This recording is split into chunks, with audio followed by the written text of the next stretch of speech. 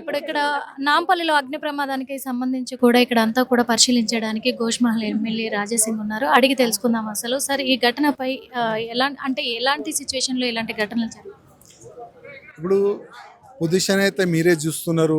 దాదాపు 6 to 8 hours అయినది.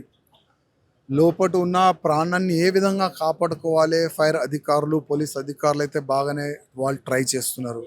కానీ లోపల వెళ్ళని కూడా దారి లేదు. కింద సెల్లార్లో వాటర్ నిండిపోయింది. ఇంకొక సెల్లార్ నుంచి పొగ వస్తుంది. 5 మెంబరా 6 మెంబరా ఎంతమంది లోపల ఏ పొజిషన్లో ఉన్నారు అది కూడా చెప్పలేను. పాపం ఫైర్ అధికారులు, పోలీసు వాళ్ళు అయితే ప్రయత్నం చేస్తున్నారు వాళ్ళకి కాపాడడానికి. అంటే ఇలాంటి అగ్ని ప్రమాదాలు వరుసగా చోటు చేసుకుంటూ ఉన్నాయి. దీనికి కారణం ఏంటంటారు? ఇట్లాంటి అగ్ని ప్రమాదం అయితే కొన్ని ప్లేసెస్లో జరిగినాయి.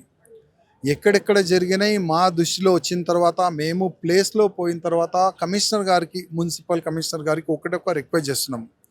మీరు బిల్డింగ్కి పర్మిషన్ ఇచ్చిన తర్వాత ఆయన సెట్ బ్యాక్లో కడుతుండా లేదా చూడండి, అది చూడరు.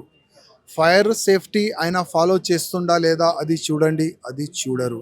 ఎందుకంటే పర్మిషన్ ఇస్తారు, ఆయన ఇన్లీగల్గా కట్టుకుంటారు, డబ్బులు తీసుకుంటారు, మళ్ళీ మర్చిపోతారు. అట్లా ఇట్లాంటి సిచ్యువేషన్ వస్తుంది. దీంట్లో ఎవరు బద్నాం కావాలి? ఫైర్ అధికారులు బద్నాం కావాలి, పోలీసు ఎవరు బద్నాం కావాలి, లోకల్ లీడర్లు బద్నాం కావాలి. ఎందుకంటే వాళ్ళు ఏం చేయలేరు, ఆ విధంగా ఎలికేషన్ అందరిపైన వస్తుంది. కానీ దీనికి పెద్ద తప్పు చేసేది ఎవరు? Municipal corporation. కనీసం ఇప్పుడైనా మీరు ఇచ్చిన బిల్డింగ్ పర్మిషన్స్ కానీ, ఇంకా ఆల్ కమర్షియల్ కాంప్లెక్స్లు కానీ అందరితోని ఒక మీటింగ్ పెట్టండి. మీరు ఇచ్చిన పర్మిషన్ కరెక్ట్ వాళ్ళు కడుతున్నారా లేదా, సెట్ బ్యాక్ ఉందా లేదా, ఫైర్ సేఫ్టీ ఫాలో చేస్తున్నారా లేదా, కనీసం ఎప్పుడైనా మేలుకొని అది చూడండి. ఇంకా ఆల్ కమర్షియల్ కాంప్లెక్స్ అధికారులతోని ఎవరెవరు షాపులు ఉన్నాయి అందరితోని ఒక మీటింగ్ ప్లాన్ చేస్తే చాలా బాగుంటుంది.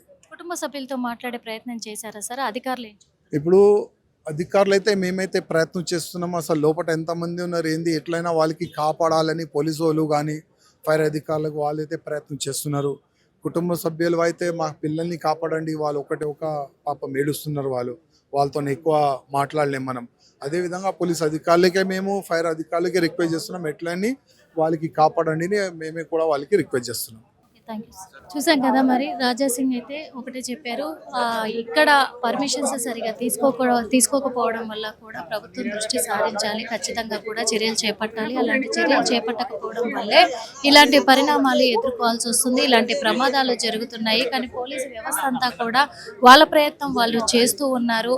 ఇప్పుడు దాదాపు 8 గంటలకు పైగా అయ్యింది కాబట్టి ఇప్పటి వరకు కూడా ఇంకా కొనసాగిస్తూనే ఉన్నారు చర్యలు అయితే.